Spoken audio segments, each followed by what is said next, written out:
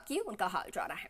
आगे बढ़े एक और महत्वपूर्ण खबर, क्या आदर्श क्रेडिट कोऑपरेटिव की सीज की गई प्रॉपर्टी में भू माफिया अब भी खेल खेल रहे हैं? यह सवाल उठ रहा है और यह सवाल इसलिए क्योंकि आदर्श कोऑपरेटिव बैंक के मामले में सीज की गई संपत्तियों के सौदे होने की जानकारी सामने आई है। अब इस मामले में national credit cooperative members welfare society ने सीज की गई जमीनों का खरीद और बेचान रोकने के लिए सरकार से गुहार लगाकर यह मुहर लगा दी है कि मामले में घपला अब भी जारी है। और इससे पहले पूर्व सीएम अशोक गहलोत ने भी प्रधानमंत्री नरेंद्र मोदी समेत राजस्थान के सीएम से भी निवेशकों के न्याय की गुहार लगाई थी। देखिए रिपोर्ट।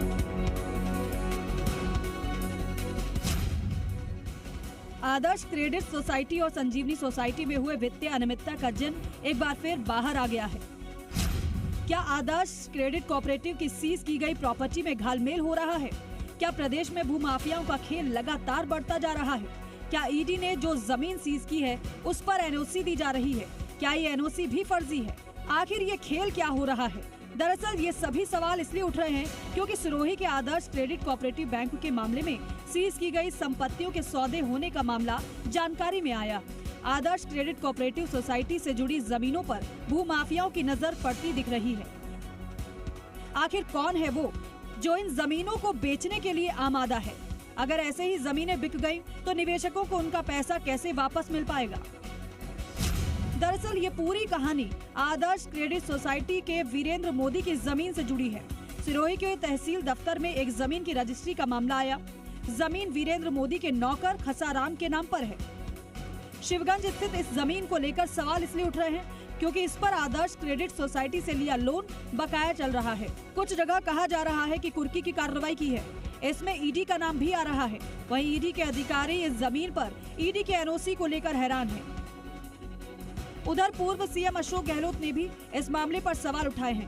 गहलोत ने आदर्श क्रेडिट कोऑपरेटिव सोसाइटी में वित्तीय अनियमितताओं को लेकर प्रधानमंत्री नरेंद्र मोदी और सहकारिता मंत्री अमित शाह से संज्ञान लेने का आग्रह करते हुए पीड़ितों को न्याय दिलवाने की मांग की है।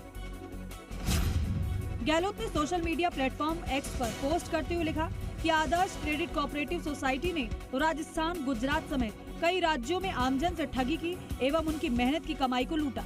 ईडी ने इस लूट की कमाई से अर्जित की गई कई संपत्तियों को अटैच किया, जिससे कानूनी प्रक्रिया पूर्ण कर निवेशकों को उनकी राशि लौटाई जा सके।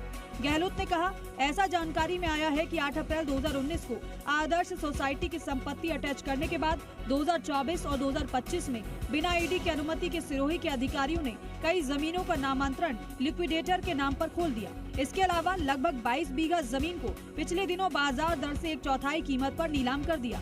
ये दिखाता है कि भाजपा के नेता और राज्य सरकार के अधिकारी मिलकर निवेशकों के साथ अन्याय कर रहे हैं। तो राज्य में भाजपा सरकार आने के बाद संजीवनी सोसाइटी मामले की जांच लगभग रुक सी गई है। कई आरोपियों को एसओजी अब आरोपी ही नहीं मान रही है। गहलोत ने प्रधानमंत्री मोदी, सहकारिता मंत्री अमित शाह और मुख्यमंत्री से आग्रह किया है कि इन वित्तीय अनियमितताओं पर संज्ञान लें। गहलोत ने इस मामले में पीएम मोदी और केंद्रीय मंत्री अमित शाह से आदर्श सोसाइटी के मामले में वित्तीय अनियमितताओं पर संज्ञान लेने और सोसाइटियों के पीड़ितों को न्याय दिलवाने की कार्रवाई करने का आग्रह किया है। इधर national credit cooperative members welfare society ने इस मामले में दखल देकर सीज की गई जमीनों का खरीद बेचान रोकने के लिए सरकार से गुहार लगाई है।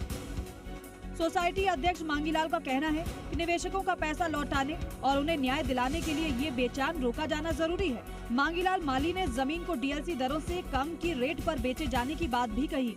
उनका कहना है कि वीरेंद्र मोदी के पुत्र रोहित मोदी के नाम पर दर्ज जमीनों को भी खुर्द-बुर्द करने की कोशिश हुई है।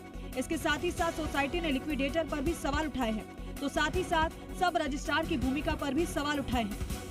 सवाल ये है कि क्या आदर्श और संजीवनी सोसाइटी में वित्तीय अनियमितता मामले में अब भी भूमाफियाओं का खेल चल रहा है? सवाल ये है कि जिन निवेशकों ने अपनी जिंदगी की गाढ़ी कमाई लगा दी, उसे न्याय मिल पाएगा?